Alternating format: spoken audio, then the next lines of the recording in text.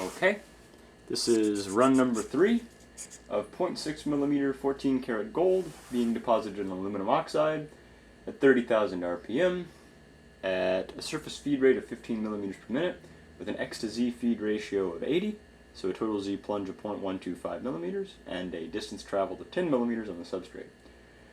So with no further ado, I'm going to start the spindle and start the deposition.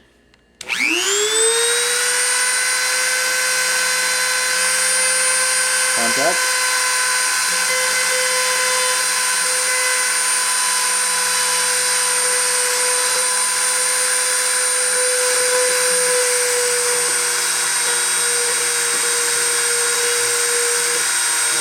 Starting the print.